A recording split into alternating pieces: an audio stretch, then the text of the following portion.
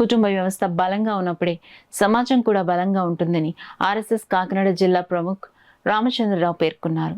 Pithapuram RSS ఆధ్వర్యంలో కుటుంబ ప్రబోధన్ కార్యక్రమాన్ని నిర్వహించారు. కార్యక్రమంలో ఆంధ్రప్రదేశ్ నలుమూలల నుండి మేధావులు, ఆర్ఎస్ఎస్ ప్రముఖులు పాల్గొని నేటి కుటుంబ వ్యవస్థలపై ప్రసంగించారు. ఈ సందర్భంగా రామచంద్రరావు మీడియాతో మాట్లాడారు. విధి విధానాలను బట్టి కుటుంబంలో ఉన్నటువంటి వ్యక్తి నిర్మాణం అవుతాడు.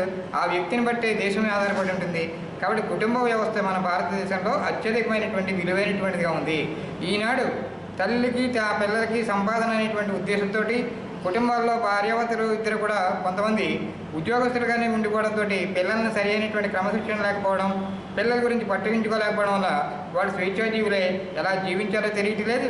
వాళ్ళే మళ్ళీ దంపతులు అయిపోతున్నారు. వాళ్ళకు పుట్టినటువంటి పిల్లలు ఆ విధంగానే తయారవుతున్నారు.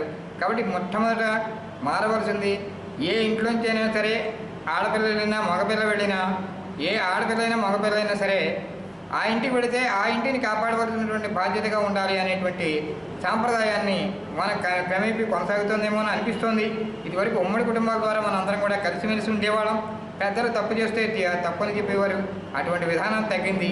కాబట్టి మళ్ళీ కుటుంబాల కలయిక జరగాలి.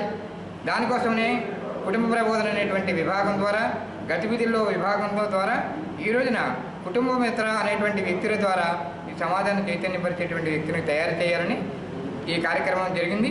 ఇక్కడ జరిగినటువంటి ఈ కార్యక్రమానికి 5 విభాగాలు, విజయనగరం, విశాఖ, గోదావరి, అలాగే విజయవాడ, గుంటూరు నుంచి కుటుంబ సంయోజకులుగా ఉన్నటువంటి వ్యక్తులందరి యొక్క కలయికతోటి ఈ కార్యక్రమం జరిగింది.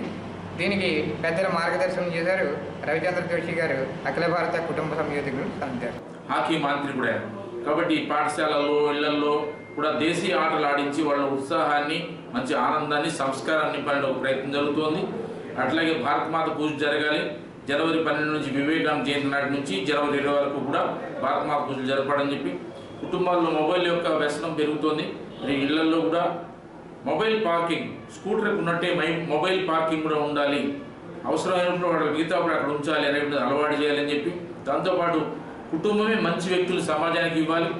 దుర్గుణాలను తొలగించుకుంటూ రావాల్సిన సద్గుణాలను మనల్ని నింపుకుంటూ యువకుల్లో మంచి దాంపత్యం కోసం, మంచి గృహస్థిగా ఉండడం కోసము, మంచి బిడ్డల్ని సమాజానికి ఇవ్వడం కోసము మనం దేశాన్ని అర్థం చేసుకుంటూ దేశభక్తి, దైవభక్తి రెండూ పెంచుతూ మంచి దేశంగా తయారు చేసుకోవడానికి, కుటుంబాల్లో ఒక ప్రేరణ కల్పించడానికి, చెప్పడం మాత్రమే కాకుండా ఆచరణ చేయడం అలవాటుగా మారడానికి, అందరితో కలిసి ఆనందంగా బతకడానికి మన ఇంటిని భక్తిమయంగా, శక్తిమయంగా, ఆనందమయంగా తీర్చిదిద్దుకొని మంచి భారతదేశాన్ని నిర్మించాలంటే సమర్థ కుటుంబ వ్యవస్థ కావాలి.